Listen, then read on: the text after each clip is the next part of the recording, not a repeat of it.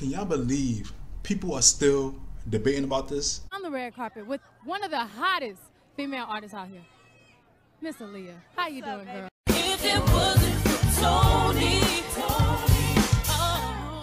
What's up, guys? Welcome back to my channel. Thank you for tuning in. Today, I'm coming back with another video. And if you see the title, you saw the thumbnail, you already know what it is about, right? And I decided to do this video because the last time I did this video was like 3 years ago. You know, the whole Aaliyah Beyonce debate. And it was like, you know, and like I said before, disclaimer, this is not to be a stand war, you know, la la la la, going back and forth in the comments. I mean, most of y'all grown, y'all gonna do what y'all want anyway, but this is not to entice who's better, who did this, who's more successful, la la la, who would have been the better, this, that. This is just 22, going on 22 years later. This conversation is still happening. They still trend together on Twitter all the time, and the conversations get brought up, and it's not even, it used to be just Aaliyah's birthday or Aaliyah's, you know, death anniversary, where people will come up like, oh, she would have been better than Beyonce, oh, Beyonce would have been working at KFC, you know, all this crazy shit, right, that people be saying. But now it just twice a month this conversation gets brought up on Twitter and social media in general, and I'm just like, wow, like, we still talking about this? Yeah. I don't want to hear that. And the thing is, 3 years ago, I made that video, right? I want to make a new revamped version of it.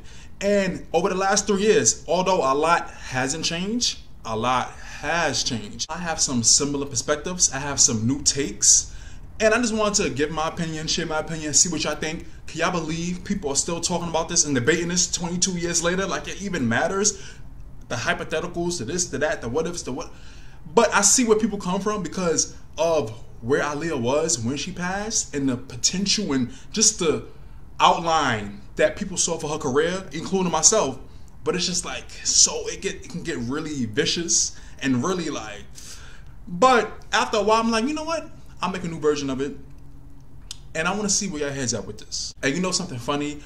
A couple of days ago, I watched the new series Swarm, which is on Amazon Prime, which is basically like a parody of how crazy Beyonce fans can be. And it's Beyonce fans, but generally, I think it was like how fan bases can be in general, or stan bases, where it's like you have this one celebrity, like you praising them, and like that obsession over a celebrity and their success and their life and their career can take over your life into your personal life. Now, if you saw the show, you know it's really to the most extreme levels, but a lot of people get like that over celebrities.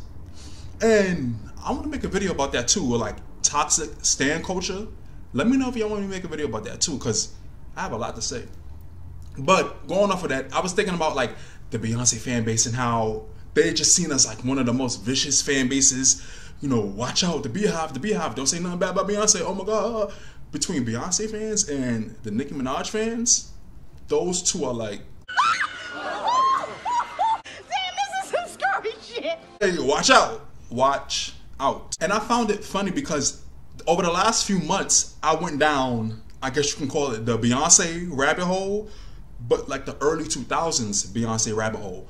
Not the, you know, because to be honest, this is an unpopular opinion, I think, but I really loved Beyonce's earliest eras than her current ones. You know, her first album, Dangerously in Love, B-Day, 4, those albums, those were her best ones to me. Those were her best eras to me. Those were her best music videos to me. Dangerously in Love, Crazy in Love.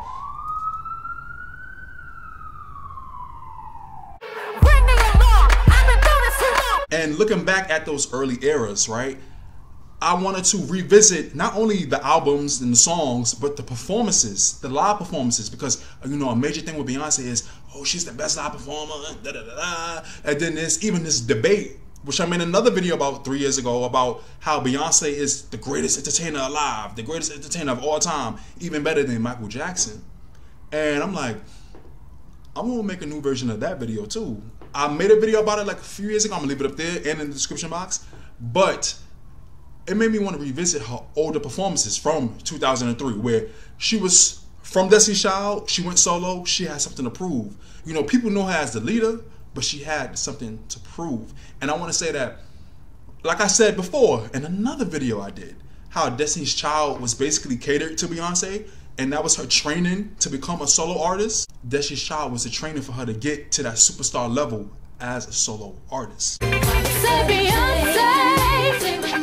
And watching those early performances, it really made me have a bigger appreciation for Beyonce, especially at that time in that era. Because, you know, we know Beyonce is a great performer. She's really entertaining. She's really engaging. It's really like, it's a show. It's a spectacle. But at those older performances in 2003, 2004, I was like 8, 9 years old. So I couldn't really remember them, couldn't really appreciate them. We know the Beyonce of now and a few years ago, but watching her performances from 20 years ago and seeing how much energy and how much she gave to those performances 20 years ago, it made me have a bigger appreciation, like I said, because I was like, damn, like I didn't remember these performances. You know, and some of these was like concerts and the VMAs and so many things I don't remember watching. So watching them, I was like, damn, like she always was on top of her stuff. She always had something to prove. She always gave a show. And she always had it, you know, that it factor. Then I take that, right? And I thought about that, and I thought about like the many times that the Aaliyah versus Beyonce conversation and debate would come up, and people would be like, oh my God, Aaliyah could never, Aaliyah would never. Oh, did you see this? She couldn't even do this. She couldn't even do that. All that stuff that comes up with Aaliyah. And then me watching the Beyonce performances from back then, and then seeing the Aaliyah performances, and mind you, most of Aaliyah performances was from the 90s. The 2000s is only 2000 and 2001. Most of her performances in that era was Try Again and More Than a Woman. And there was only so little of those because she was doing movies and she was just doing a lot. So you can't really even judge Aaliyah on her performances. But I want to take into perspective how other people think why this debate is still an ongoing thing and why it's such a harsh, like this way or that way. I'm here to like put it in the middle, put it in a different perspective, so people could be like, okay, Beyonce had those songs and she had that team behind her where she could just go crazy with the live performance. Whereas Aaliyah, like I said so many times, especially in the early days, you know, her first album when she worked with RK, y'all know who RK is, it was like really smooth, melodic. So it was like, okay, there's only so much she could do with that, right? And then she was 14, 15 years old. Most of the performances were her just having fun. You know, she had the hype woman and, you know, hyping up the crowd a little bit. Towards the middle, One in a Million era, the early 2000s, that's when she started to incorporate more dance. And that's when you started seeing more dance music videos. But the production that Timbaland gave her, you know, most of the songs she performed live was from Timbaland. They were harder to translate to live performances, like I always say. Y'all know this, I always say. So when she performed it, sometimes it would be like a mid-tempo and like the instrumentation, and then she'll sing deeper and not in that softer voice. And then a lot of people would be like, oh my God, she sounds terrible. Oh my God, she just sounds... But it's like, she can't move around and be vigorous and do this and do that and do moves and all that and slide and stuff with that soft voice, because it's going to be like, it's just going to sound a mess. You think you know, you have no idea. But singing in a deeper voice, that showed her range as well, because she can go in the studio, do the falsetto, do the high notes and the breathy singing, but then she could also come on stage live, sing with her chest voice and do certain runs and do certain riffs that you wouldn't expect, because some people just used to the try again, try again. And I feel like another thing with Aaliyah is so many people have this idea of her where it's just try again, tell me that somebody, we need a resolution, we need a resolution, we have so much confusion. Like they just think of the breathy singing, but it's like if you really listen to Aaliyah's catalog, she had a nice range and she used it well. It's just that her most popular songs use the breathy voice, so a lot of people don't even see her as a vocalist, and that's where I'm like, shut up. That's another problem where this Beyonce Aaliyah debate comes in. It's like Aaliyah could never, because Beyonce, no matter what, from Destiny's Child to now showed her range, showed her power, showed the dynamics of her voice, and she never held back. But here's the thing about Aaliyah that captured a lot of people, including myself, why she still has millions of fans all around the world 20 plus years later after her passing, is because Aaliyah was able to capture people. She was able to engage people without doing the most. And this is nothing against Beyonce, because you know, we all know, I don't care, y'all want to argue with me? Y'all know what it is. Beyonce has always been extra, but it's been extra in a way that benefited her. Aaliyah was never extra with her voice or with her live performances. Beyonce, on the other hand, has always been extra. And you know, with the live performances, like I said, looking at them, even from 2003, she's always been extra, right? With the vocal acrobatics, the riffs, the runs, the echoes. You know, she had peers, she had competition, but Beyonce was always at the top level when it came to live performances and, you know, the singles and the music videos and just engaging people, engaging an audience.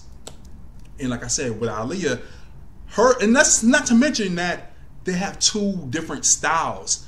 That's another major point with this argument and debate, which is like two black women that have R&B pop, and you know, they have similar music, but not really. They use different producers, but not really, you know, where people want to compare them and, oh yeah, Beyonce, if she would have had some competition, Aaliyah would have been her biggest competition. She better be lucky. And it's just like, no, I feel like I said in that other video, I don't think it would have been like, okay, Aaliyah just released a song, we got to release Crazy in Love, that's going to knock off the charts. You know, it wouldn't have been like that. It would have been like a healthy competition. And I do believe, this is another theory, because a lot of people just had this thing where they felt like they didn't really like each other, they was fake for the cameras, or Aaliyah was kind of like, whatever.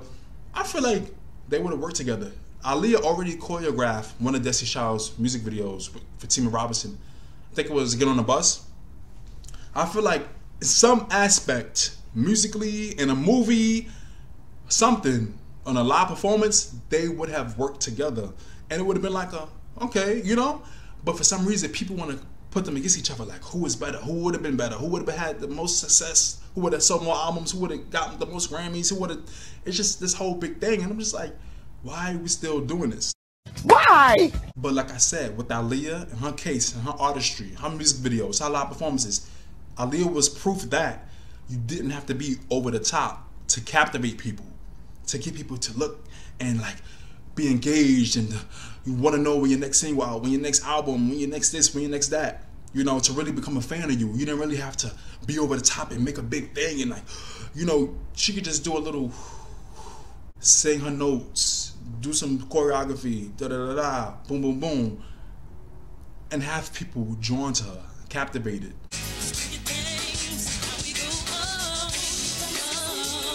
And I will say this, where I feel like Aaliyah captured and captivated more people with her music videos than her live performances, because there's some live performances where you could tell that, like I said, it was harder for them to translate that into a live performance. So Aaliyah just used her own devices and she did what she could do. It was what it was. You know, probably had some rehearsals, and it was what it was. But for Beyonce, you could tell that like every performance, every this, every that, every event, she made sure it was like a show-stopping, boom, boom, boom, boom, boom. Even if it was like a little stage, a big stage, whatever type of stage, she made sure that she took up all the stage. She had the most noise, the most this, the most that. And to be fair, Aaliyah never got a chance to improve upon her live performances and everything of that matter, to where Beyonce is known as the showstopper today, where you know Beyonce gonna come out, Beyonce performing, Beyonce going on tour. It's like, oh yeah, I want to see that. Oh yeah, you know, like you want to see what she gonna do next on stage. Well, I feel like as far as like with Aaliyah, it was like you wanted to see what her next music video was gonna be like. Okay, she filming a music video for Rock the Boat or More Than a Woman or Extra Smooth. Okay, I want to see. I know that video gonna be dope. And with the live performances, you could tell like, and this might be a thing, because even with some dope live performances, there'll be some times where the audience will just be like, and you can tell like they trying to hype up the crowd, and the audience is just like.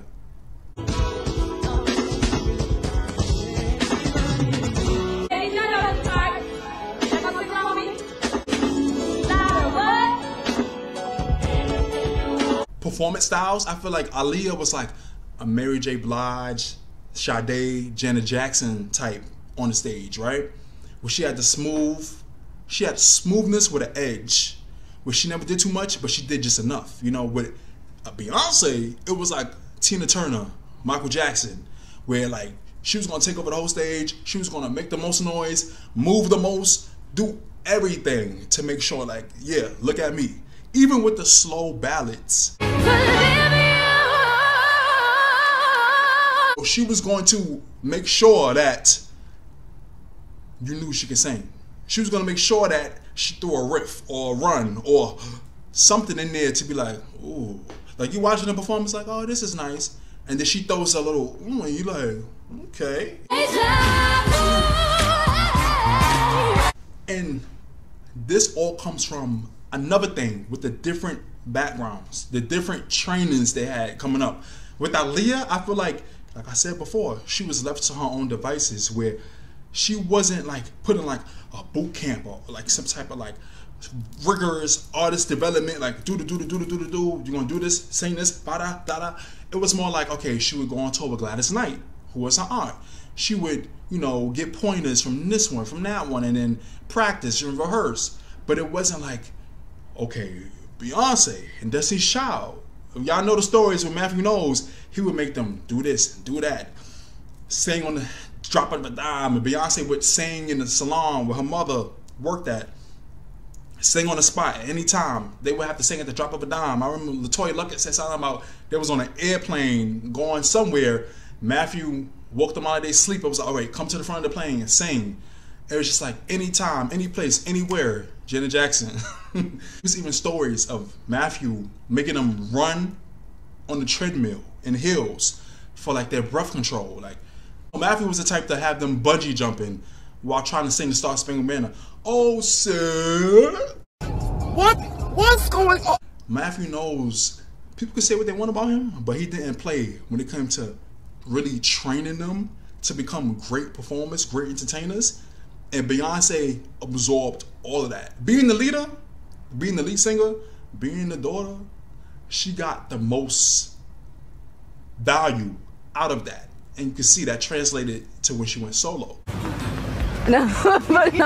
She didn't have Kelly and Michelle, and long before LaToya and Latavia, it was just her. She's the focus, she's the center of attention. She got background dancers, she got a band, she got the backing track, and she just made the best out of all of that. With Aaliyah, it was just really simple, calm. You know, she did a little, even with the Try Again and the Are You That Somebody, she did choreography, she did a little dot slide, wide, you know, and then she just, and then the performance was over. And this is the thing, I don't even think people feel like because Beyonce set the standard of live performance for a woman in R&B and pop, people feel like, okay, if you're not like Beyonce, then you're trash. Or, oh, who could ever? Oh, she's the best. Or, you can never, she could never, and all this stuff they like to say. But it's just like, what if Aaliyah didn't want to be that type of performer? Wow, that's a great question. You know, hands on the hip, hair swinging, heel clicking, la da da da, leotards, and you know, like Queen A. You know, they say Queen B. What if Aaliyah didn't want to be a Queen A? You know, what if she just wanted to be how she was, just smooth, gliding, sliding, smooth vocals, showing her range every now and then, depending on the song. And like I said before, Aaliyah didn't have those type of songs that were highly energetic and get the crowd like, oh! It was just mostly mid-tempos, some ballads, and every so far in between, you know? Even with Beyonce, y'all remember when the mid-2000s, she adopted the Sasha Fierce persona, where it's like, okay, Sasha Fierce and then Beyonce. She even had her albums. I think that was an album like I Am Sasha Fierce, I Am Beyonce, where like the Beyonce was like the softer, more subdued, more shy, calm version, and Sasha Fierce was like the diva, the this, the that, like the fierce one, right? And that's the persona she used on stage versus Beyonce, as she would say, which was like, you know, more calm. And that concludes part 1 of this Aaliyah versus Beyonce deep dive. I have so much more to say, but I decided to break this into 2 parts to make it more digestible. Look out for part 2 coming very soon. And please don't forget to comment, like, subscribe, and hit the notification bell. Thank you guys so much for watching and listening. I'll see y'all in the next video.